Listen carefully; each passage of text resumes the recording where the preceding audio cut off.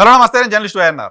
AP CM Jaganmohan రెడ్డికి ఇక్కడ ఒక ప్లాస్టర్ వేసుకొని ఎలక్షన్ క్యాంపెయిన్ అంతా చేశారు. విజయవాడలో ఆయన పైన సింగ్ నగర్లో ఒక దాడి జరిగింది. దాడి సందర్భంగా ఆయనకి బ్లడ్ రావడం, ఆ గాయం అందరూ రాష్ట్ర ప్రజలంతా చూశారు. సో గాయం తగిలింది, రక్తం కనపడింది, గాయం కనపడింది, దానికి సంబంధించిన ట్రీట్మెంట్ కనపడింది, ఆయన ప్లాస్టర్ వేసుకోవడం కనపడింది. ఒకరోజు రెస్ట్ తీసుకొని నెక్స్ట్ డే నుంచి మళ్ళీ ఆయన కంటిన్యూస్గా క్యాంపెయిన్ చేస్తూ వచ్చారు. అయితే ఈ దాడి ఘటనకు సంబంధించి ఇమీడియట్గా Telugu Desam party reaction, Telugu Desam party general secretary Nara Lokesh గారి రియాక్షన్ ఏంటంటే, రాయి ఎక్కడి నుంచి వచ్చావు, తాడేపల్లి నుంచి వచ్చావా అని. అంటే ఆయన ఉద్దేశం జగన్మోహన్ రెడ్డి తనకు తానుగా తన పైన రాళ్ల దాడి చేయించుకున్నాడు అనేది నారా లోకేష్ గారు చేసిన ట్వీట్.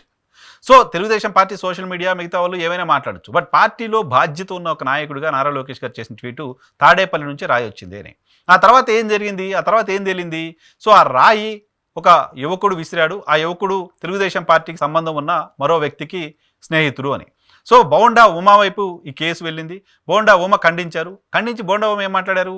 ఎవరో అక్కడ అన్నా క్యాంటీన్ తీసేస్తే ఆ కోపంతో వెళ్ళి జగన్మోహన్ రెడ్డి పైన రాయి వేశారు అని చెప్పారు. అంటే దాని అర్థం ఏంటి? నారా లోకేష్ తాడేపల్లి నుంచి రాయి వచ్చింది అని చెప్పింది అబద్ధం అని బోండా ఉమ చెప్పారు. సో ఆ సతీష్ అనే వ్యక్తి అతను కూడా చెప్పారు తనే రాయి వేశాను అనే విషయం. అంతకుముందు కూడా ఇంకో చోట వేయడానికి ప్రయత్నం చేశాను, అక్కడ కుదరలేదు కాబట్టి ఇక్కడ నుంచి రాయితో కొట్టాను అని చెప్పారు. సో నారా లోకేష్ పలచనైపోలా? నారా లోకేష్ తాడేపల్లి నుంచి తనకు తానే జగన్మోహన్ రెడ్డి దాడి చేసుకున్నారు అని చెప్పిన మాట అబద్ధం అని ప్రజలంతా అనుకోలే? అది రాజకీయంగా నష్టం కాదు, ఆయన క్రెడిబిలిటీ ప్రమాదం కాదు? ఇది జరిగింది. ఇప్పుడు ఈరోజు ఆయన మేనిఫెస్టో రిలీజ్ సందర్భంగా జగన్మోహన్ రెడ్డి గారు ఇక్కడ ప్లాస్టర్ లేకుండా కనపడ్డారు. సో ప్లాస్టర్ లేకుండా కనపడడంతో సోషల్ మీడియాలో ట్రోల్స్కి భయపడి జగన్మోహన్ రెడ్డి ప్లాస్టర్ తీసేసి బయటకు వచ్చారు. అసలు గాయమే కనపడట్లేదు అక్కడ అని మరో ట్వీట్ చేశారు. సో 10 రోజులు గడిచిన తర్వాత గాయం తగ్గిపోవడానికి సంబంధించిన అవకాశం ఉంటుంది, లేకపోతే గాయం మానిపోయిందో లేకపోతే అలాగే ఉందో ఏంటో వదిలేయండి. గాయం తగ్గిందో లేదో చూడాలనుకుంటే దగ్గరికి వెళ్ళి చూడొచ్చు, గాయం ఉందా లేదా ఫోటో కావాలంటే చూపించవచ్చు. గాయం తగిలిన రోజు కనపడ్డది కదా. ఇప్పుడు గాయం లేదు, గాయం లేకుండా నటిస్తున్నారు, ఇన్ని రోజులు డ్రామాలు చేశారు, ఇప్పుడు దాన్ని తీసేశారు.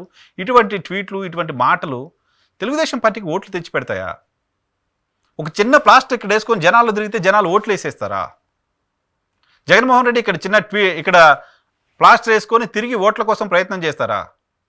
అటువంటి ప్లాస్టర్ వేసుకున్న వాళ్ళకి ఓట్లు వచ్చిన పరిస్థితి గతంలో ఎప్పుడన్నా ఉందా? ఎందుకు దీనికి తెలుగుదేశం పార్టీ అంత ఉలిక్కిపడి ఒక వెకిలి ప్రచారంగా అనిపిస్తోంది? ఇటువంటి వెకిలి ప్రచారం ఖచ్చితంగా ఓట్లు తెచ్చి పెట్టదు. ఈవెన్ జగన్మోహన్ రెడ్డి తనకు తాను ఓట్ల కోసం అటువంటి ప్లాస్టర్ వేసుకుని ప్రయత్నం చేస్తే కూడా జగన్మోహన్ రెడ్డికి ఆ ప్లాస్టర్ ఓట్లు తెచ్చి పెట్టదు. జగన్మోహన్ రెడ్డికి ఆ ప్లాస్టర్ వేసుకొని తిరిగినంత మాత్రాన ఓట్లు రావు. ఇక్కడ ఒక ఎగ్జాంపుల్ నేను కోట్ చేయదలుచుకున్నా. 2003లో చంద్రబాబు నాయుడు గారి పైన అలిపిరిలో ఒక అటాక్ జరిగింది. చాలా పెద్ద అటాక్, ఆయన ప్రాణాలు తీయడానికి సంబంధించి జరిగిన అటాక్ అది. అదృష్టవశాత్తు ఆయన ప్రాణాలతో బయటపడ్డ తర్వాత ఆయన చేతికి గాయమైంది. చేతికి ఒక పెద్ద ప్లాస్టర్ వేసుకొని ఆయన కనపడ్డారు. ఎలక్షన్ క్యాంపెయిన్, మీటింగ్స్ అలాగే అడ్రస్ చేసిన సందర్భంగా జరిగిన అసెంబ్లీ ఎన్నికల్లో తెలుగుదేశం పార్టీ దారుణంగా ఓడిపోయింది. సో చంద్రబాబు నాయుడు గారిని ప్రాణాలు తీయడానికి డైరెక్ట్ అటాకు, బాంబ్ బ్లాస్ట్, కొంతమంది చనిపోయారు, చాలామందికి గాయాలయ్యాయి. చంద్రబాబు నాయుడు గారికే గాయాలయ్యాయి. ఆ బ్లాస్ట్ అంతరం కళ్ళతో చూసాం. చంద్రబాబు నాయుడు గారు చేయించుకున్న బ్లాస్ట్ కాదు, మావోయిస్టులు చేసిన బ్లాస్ట్. ఆయన చేతికి గాయం, కట్టు, ఇంత పెద్ద కట్టు, ఇవన్నీ పెట్టుకుని ఎన్నికల్లో జనాల దగ్గరికి వెళ్తే జనాలు ఓట్లేలా. 47 సీట్లకు పరిమితం చేశారు ఉమ్మడి రాష్ట్రంలో తెలుగుదేశం పార్టీని. సో ఇవి ఓట్లు తేవు. ప్రజలకు ఏం అవసరం, ప్రజలకు ఏం చెప్తున్నాం, ప్రజల్ని ఎలా కన్విన్స్ చేస్తున్నాం, ప్రజలు తమకు ఓటేసేలా ఎలా చేస్తున్నాం, ఇది పాయింట్. అంతే తప్ప ఇక్కడ చిన్న ప్లాస్టర్, చంద్రబాబు నాయుడు గారు ఇంత పెద్ద ప్లాస్టర్ వేసుకుంటేనే ఓట్లు రానప్పుడు జగన్మోహన్ రెడ్డి ఇంత ప్లాస్టర్ ఇక్కడ వేసుకుంటే ఓట్లు వస్తాయా? అది తెలియని అంత అమాయకుడా జగన్మోహన్ రెడ్డి? సో జగన్మోహన్ రెడ్డి ఓట్ల కోసమే ప్లాస్టర్ వేసుకొని తిరిగాడు, సేక్ ఆఫ్ డిస్కషన్. అది చెప్పండి, ఆయన ప్లాస్టర్ వేసుకొని తిరిగాడు అని. అసలు దెబ్బే తగలలేదని చెప్పండి, అదే క్యాంపెయిన్ చేయండి. బట్ ఈరోజు అప్పుడు అలా చేశాడు, ఇప్పుడు ఇలా చేశాడు అంటూ ఆ ఫోటోలను పెట్టి ఓ పార్టీకి సంబంధించిన ముఖ్యమైన నాయకుడిగా ఉన్న లోకేష్ గారు లాంటి వాళ్ళు ట్వీట్లు చేయడం వెకిలిగా అనిపించింది. ఆయన స్థాయిని తగ్గించేదిలా అనిపించింది, ఆ తెలుగుదేశం పార్టీకి నష్టం చేసేదిలా అనిపించింది, వైఎస్ఆర్ కాంగ్రెస్ పార్టీ పట్ల సానుభూతి వచ్చేలా అనిపించింది. సో చాలా ఫొటోస్లో, చాలా వీడియోస్లో ఈరోజు జగన్మోహన్ రెడ్డి గారికి సంబంధించిన ఫొటోస్లో కనపడుతుంది మానిన గాయం తాలూకు ఆనవాళ్ళు కనపడుతున్నాయి.